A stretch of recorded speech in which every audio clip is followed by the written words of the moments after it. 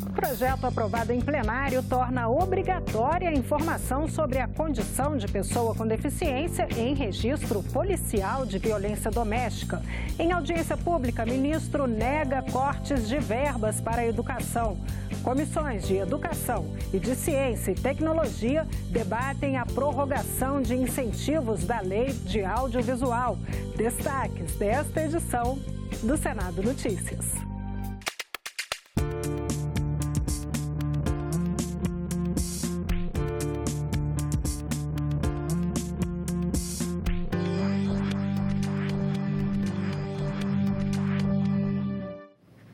Olá, boa noite. Segue para a sanção presidencial o projeto aprovado pelo Senado nesta terça-feira, que torna obrigatória a informação sobre a condição de pessoa com deficiência em registro policial de violência doméstica. O projeto aprovado torna obrigatório o registro, no boletim de ocorrência, da informação sobre a condição de pessoa com deficiência da mulher vítima de violência doméstica ou familiar. Nós temos hoje no Brasil um grave problema. Os dados que são apresentados, nós temos aí por ano uma média de mais de 4.500 mulheres assassinadas. Evoluímos muito na legislação brasileira, com a tipificação penal do feminicídio, com a Lei Maria da Penha. Precisamos evoluir mais nas garantias a partir da estruturação dessa rede para que esse crime de fato possa ser combatido. 68% das ocorrências, deputado Jorginho, de violência contra as pessoas com deficiência são mulheres. E o levantamento ainda aponta que 82%, senador Roberto, das ocorrências de violência sexual com pessoas com deficiência são contra mulheres. Também foi aprovada a proposta que incentiva a realização de concursos literários.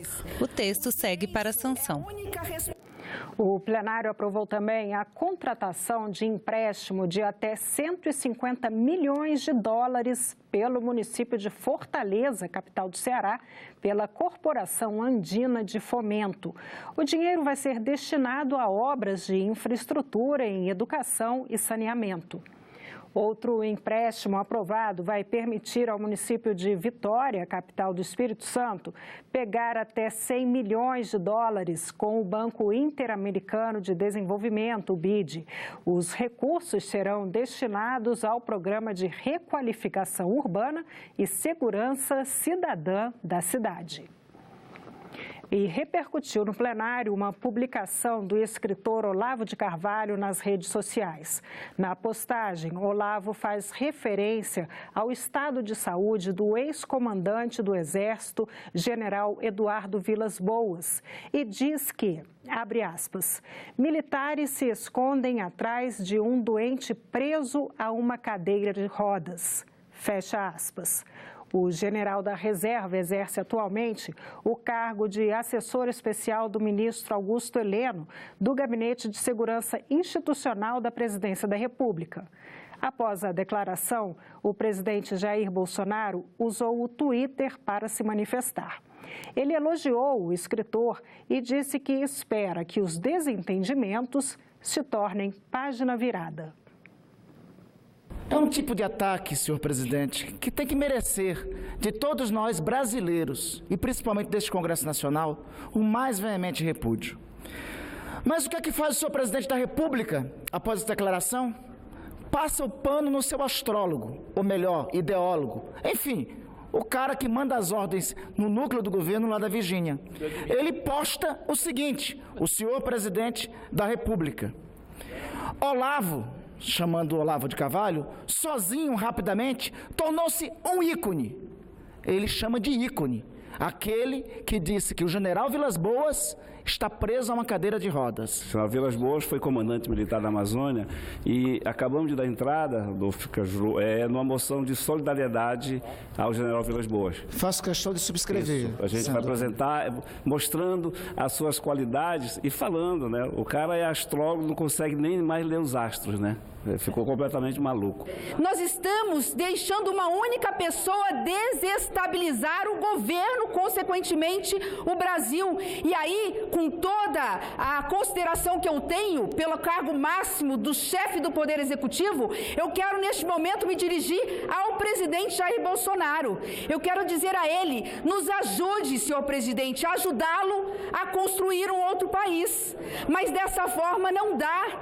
Nós estamos aqui paralisados porque Vossa Excelência não diz quem é que manda no Executivo. Ao ver o presidente da República dizer para o Brasil que esse cidadão lá dos Estados Unidos, esse tuiteiro de quinta categoria, que pensa menos do que essa mesa aqui, e eu quero pedir desculpa à mesa porque eu estou ofendendo a mesa, despreparado, faça uma declaração em um ato de covardia, não por ser um cadeirante, por ser uma reserva moral, o general Chagas. E o presidente da República diz para a nação que ele é um ícone. Aí está de brincadeira, presidente Bolsonaro. Parece que nós temos aí um ovo da serpente sendo chocado, presidente. Se decantando e se criando, na verdade, uma outra direita no Brasil, surgindo de um espaço de direita. Porque há um movimento claro neste sentido. A forma baixa, a forma rasteira, como se coloca, evidencia isso de forma clara. E o que é tão grave quanto isso é a ação inerte do presidente da República. Eu fui hoje de manhã no Palácio do Planalto, no 4º andar, no gabinete do ministro Augusto Heleno, dar um abraço de solidariedade em nome do Senado da República no general Vilas Boas. Abracei o ministro Heleno, o general Vilas Boas não estava no gabinete hoje pela manhã, mas em nome do Senado eu manifestei a nossa posição em solidariedade a esses ataques agressivos desse senhor que vive em outro país. O ministro da Educação esteve hoje no Senado para falar dos planos para a pasta. Segundo ele, não houve cortes no orçamento das universidades federais, mas contingenciamento de gastos. Weintraub deixou claro que o foco do Ministério não será a educação superior, mas um reforço da educação básica. Classificou de tragédia brasileira o que acontece nos bancos escolares.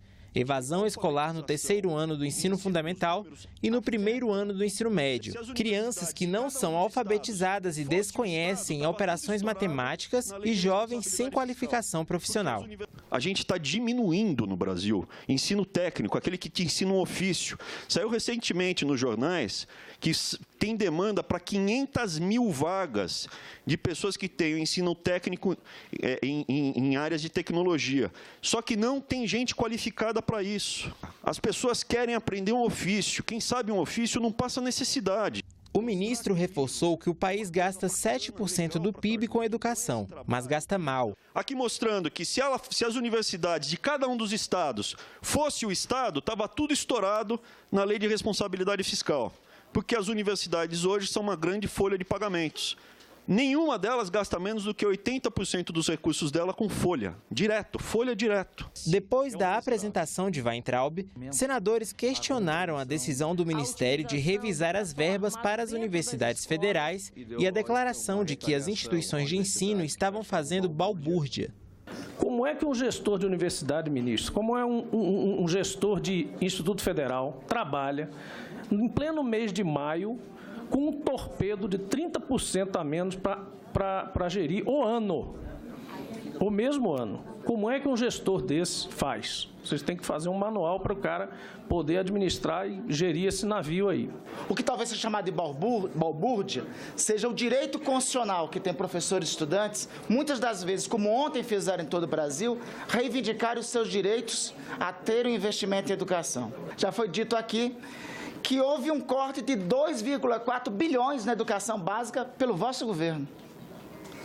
Me parece um contrassenso claro aí. Diz que é para cortar das universidades, mas tem um corte de 2,4 bi na educação básica. Eu quero só citar alguns cortes, que foi parte da sua exposição aqui ainda há pouco. Em construção de creches, Vossa Excelência falou de creches aqui, o MEC bloqueou, por exemplo, 146 milhões dos 265 milhões de reais previstos inicialmente. O senhor falou das creches. Quantas creches o governo da Dilma fez?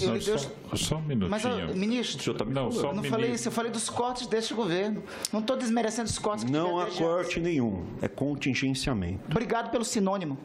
Tem ficado um pouco cansado dessa estratégia do governo de bater, assoprar, dizer que está falando uma coisa e não está.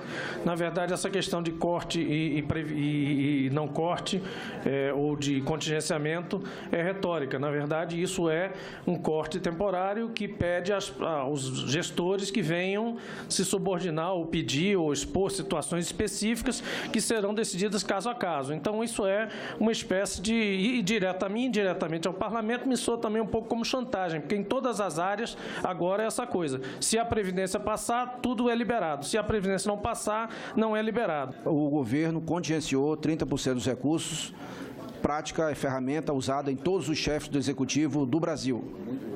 Eu quero alertar que a educação tem um orçamento constitucional. Nem que quisesse poderia cortar. A qualificação do ministro para o cargo também foi discutida, porque ele é formado em economia. O senhor se sente verdadeiramente preparado para fazer essa virada importantíssima na educação, na qualidade da educação brasileira? A minha formação acadêmica, ela é robusta. Estão tentando me desconstruir, coisas até feias estão fazendo a meu respeito, mas ela é robusta. Eu estou bem acima da média dos últimos 15 ministros que passaram por lá, mas bem acima, em termos de qualificação e em termos de nomes de universidades às quais eu vim. Eu tenho uma experiência de mais de 20 anos como gestor, de pegar desafios, grandes corporações, times, colocar os times com metas, fazer ajustes. Eu não vou acertar 100%. Certamente vai ter um outro time que vai precisar ajuste e entregar no prazo, com qualidade e no orçamento. Já a Comissão de Direitos Humanos examinou nesta terça-feira projetos que garantem suporte aos empregados com filhos com deficiência e apoio a estudantes universitárias sem condições de acompanhar as aulas. Com o projeto, a estudante que estiver grávida ou amamentando terá a possibilidade de acompanhar à distância o desenvolvimento do curso acadêmico. Tem a finalidade de garantir à estudante o acesso aos conteúdos ministrados em sala de aula durante o afastamento necessário em razão da maternidade, especialmente no fim da gestação e no princípio da amamentação.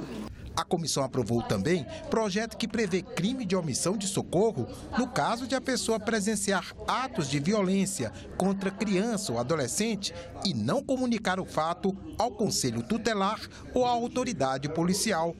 Outra proposta aprovada prevê a coincidência de férias do trabalho do empregado com as férias escolares do filho com deficiência. O benefício resultante reverterá imediatamente a favor desses, que receberão, assim, a atenção necessária para o seu melhor desenvolvimento e agregação social. Já o projeto que obriga o preso a ressarcir aos cofres públicos as despesas com manutenção na cadeia ocupou parte da reunião. Havia um acordo de plenário para que ele fosse votado hoje, mas o texto sofreu mudanças. E apresentou o seu relatório hoje. Significa que todos os parlamentares, com muita experiência que eu tenho aqui, mas não temos o dom da... Então, nós temos o direito de ter acesso ao relatório para que a gente possa se posicionar. Ora, se o governo corta 30% das universidades, como é que vai dar conta do problema carcerário? Cria uma regra geral que obriga o preso a promover o ressarcimento ao Estado, independente da condição financeira, e também cria uma regra específica para aquele que não possuir recursos próprios para cumprir a obrigação. Nesse caso, o preso deverá valer-se do trabalho. A falta de visibilidade a essa lei que já existe faz com que o povo brasileiro acredite que os apenados não trabalham porque são preguiçosos ou porque são vagabundos, quando, na verdade, o Estado é quem está falhando. Já está na lei, artigo 163 do Código Penal. o preso tem que ressarcir os danos que ele causa, mas nunca é aplicado. Ele serra uma grade e não paga. Ele quebra um muro e não paga. Essa audiência pública será ser realizada na próxima segunda-feira, às 2 da tarde. Mas fica acertado também, na terça pela manhã, sessão deliberativa para votar o projeto. A comissão mista que analisa a medida provisória 870 de 2019, que reorganiza os órgãos da Presidência da República e os ministérios, se reuniu hoje para a leitura do relatório do senador Fernando Bezerra, líder do governo. O parecer é favorável à nova estrutura do governo federal, com rejeição e aprovação de algumas das 541 emendas apresentadas. A votação do relatório ficou marcada para amanhã, às 2h30 da tarde. Essa medida provisória foi a primeira editada pelo governo do presidente Jair Bolsonaro e tem prazo de validade até o dia 3 de junho. O relator da proposta comentou alguns dos principais pontos do texto. A FUNAI está voltando para o Ministério da Justiça e a demarcação de terras permanece centralizada no INCRA. A decisão de manter o COAF foi tomada pelo presidente Bolsonaro, pelo ministro Onix na segunda-feira, e no dia de hoje é que se avaliou as diversas demandas que estavam colocadas aqui no debate da comissão mista para a recriação de ministérios. Tinha a demanda da recriação do Ministério da Cultura, a recriação do Ministério do Trabalho, recriação do Ministério da Segurança Pública e a demanda da recriação dos Ministérios das Cidades e da integração. O presidente, após uma avaliação deste quadro, decidiu pelo desmembramento do Ministério do Desenvolvimento Regional. Foi lido hoje em uma comissão mista o relatório sobre a medida provisória que cria mecanismos para combater fraudes na Previdência Social. A redução do papel dos sindicatos nos processos de concessão de aposentadorias rurais é um dos pontos polêmicos da MP. O relator da MP fez cerca de 120 modificações no texto enviado pelo governo. A medida prevê controles mais rígidos em perícias médicas, revisão de benefícios e concessão de auxílios. 80 emendas acolhidas totalmente, mais cerca de 40 emendas acolhidas parcialmente, com o intuito de chegarmos num relatório e um texto mais equilibrado possível, acolhendo contribuições que nos foram oferecidas e assim atingir o objetivo da proposta que entendo ser meritório. A medida também exclui as declarações de sindicatos rurais como prova para a solicitação de aposentadoria. É o sindicato que conhece a vida do associado, então não é justo nós querer tirar essa competência, né? Se tiver irregularidade, claro que temos que averiguar, né? Mas o sindicato é a entidade que representa realmente o associado. O primeiro atestado que uma prefeitura der ao governo do estado, ele vai pegar um crime de probidade pela frente, vai responder. Porque ele não tem arquivo da atividade de nenhuma pessoa durante os 15 anos para trás. Isso é uma loucura que foi colocada nessa medida provisória. Na minha opinião, combater a corrupção, vou chamar, ou a aposentadoria indevida, bem-vinda. Mas não vamos jogar a criança junto com a água suja para fora. Em todas as instituições, seja sindicato de trabalhadores, seja sindicato empresarial, qualquer instituição você vai encontrar gente boa e gente ruim. Agora, você simplesmente aniquilar a participação dos sindicatos, eu acho extremamente nociva. O presidente da comissão concedeu prazo até esta quarta-feira para os deputados e senadores analisarem o relatório. Depois de votada na comissão mista, ela ainda tem que ser aprovada nos plenários da Câmara e do Senado até 3 de junho, quando perde a validade. A comissão que analisa a medida provisória 875 fez uma audiência pública nesta terça-feira.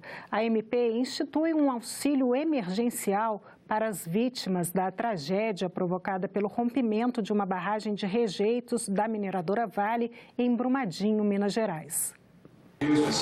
O representante do Ministério da Cidadania deu detalhes do benefício instituído pelo governo federal. Segundo ele, o objetivo é atingir a população mais vulnerável do município de Brumadinho, afetada de forma drástica pelo rompimento da barragem da Vale no dia 25 de janeiro desse ano.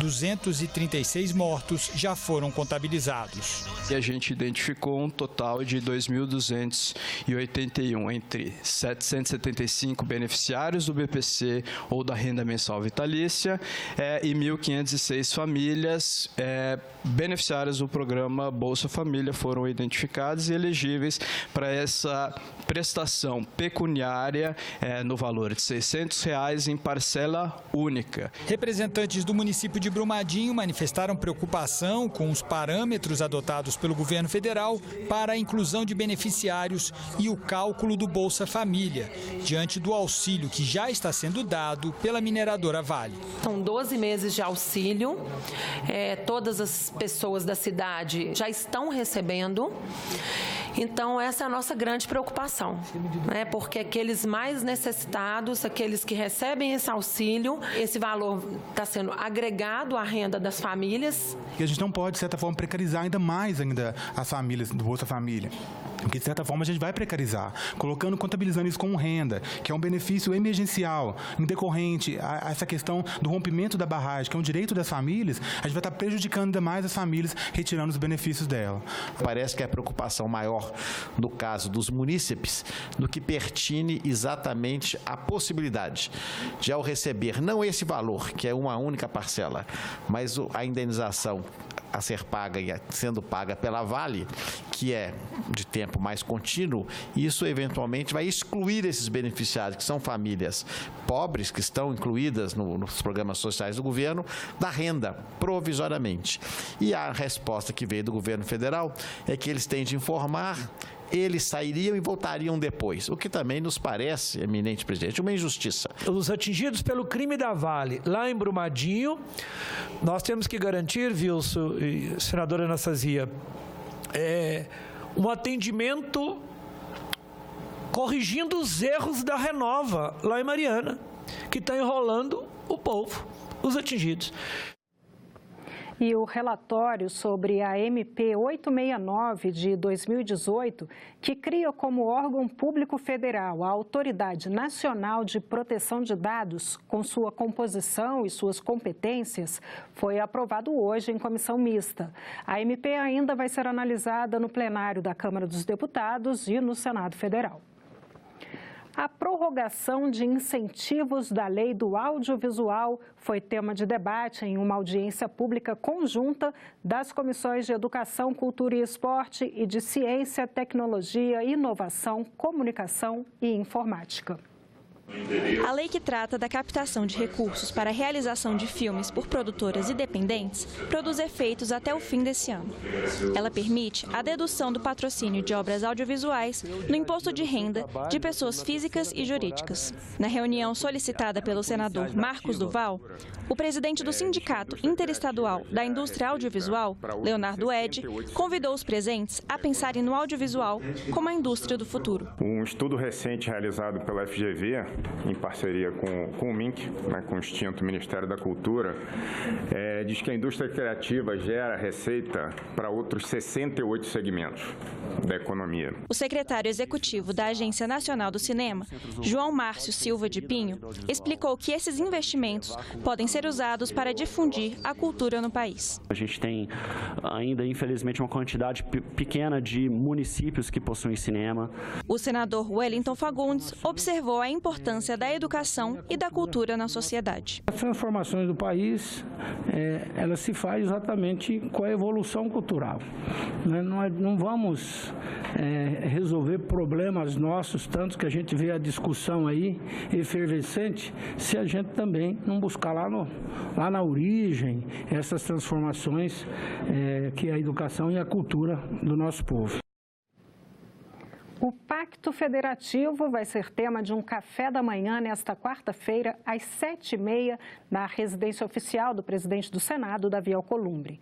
O presidente da República, Jair Bolsonaro, o presidente da Câmara dos Deputados, Rodrigo Maia, o ministro-chefe da Casa Civil, Onyx Lorenzoni, os 27 governadores e os líderes partidários da Câmara e do Senado vão participar do encontro.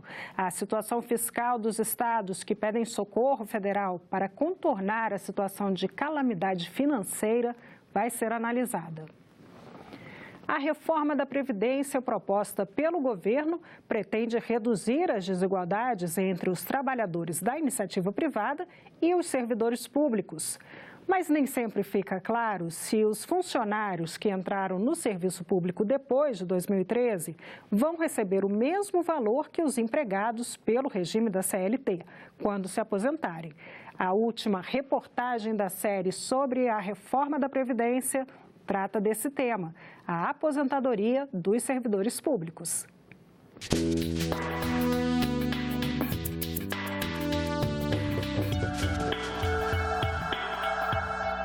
Você pode até dizer, e eu com isso? Mas a reforma da Previdência está aí e ela vai mexer com todo mundo. Agora vamos ver o que pode mudar para os servidores públicos se a proposta do governo for aprovada.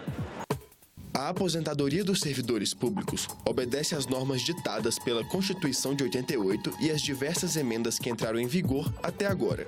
É importante destacar que de 2013 em diante, as aposentadorias dos novos servidores ficaram limitadas ao mesmo teto dos trabalhadores do regime geral.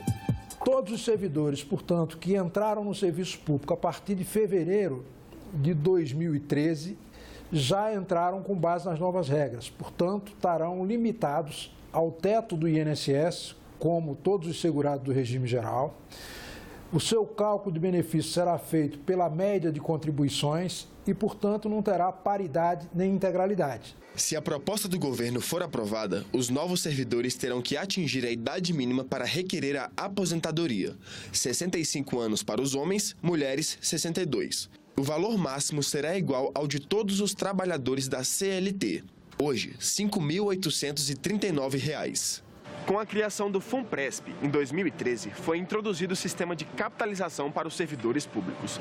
Aderindo ao sistema, eles complementam a aposentadoria além do teto do INSS. Mas como ficam os servidores que entraram antes de 2013? Só os servidores que entraram antes de 2004 terão aposentadorias equivalentes ao último salário e reajustes iguais aos que estão em atividade. Para quem ingressou no serviço público de 2004 até 2013, o cálculo do salário da aposentadoria considera a média das 80 maiores contribuições. Todos terão que cumprir regras de transição. Alice Figueiredo entrou para o serviço público no ano 2000, antes de 2004. Portanto, com a regra atual, ela teria direito à paridade e integralidade aos 55 anos. Se a reforma for aprovada, terá que trabalhar até os 62. Pedro Souza, como ingressou em 2009, cai na regra das 80 maiores contribuições. Se a proposta do governo for aprovada, em vez de se aposentar aos 60, ele terá que cumprir a idade mínima de 65, mesmo sem as mesmas vantagens de Alice. Ou seja, ambos terão que trabalhar um tempo a mais para conseguir uma aposentadoria melhor. Quer saber mais sobre a proposta do governo para a reforma da Previdência? Acesse o canal da TV Senado no YouTube. Até a próxima!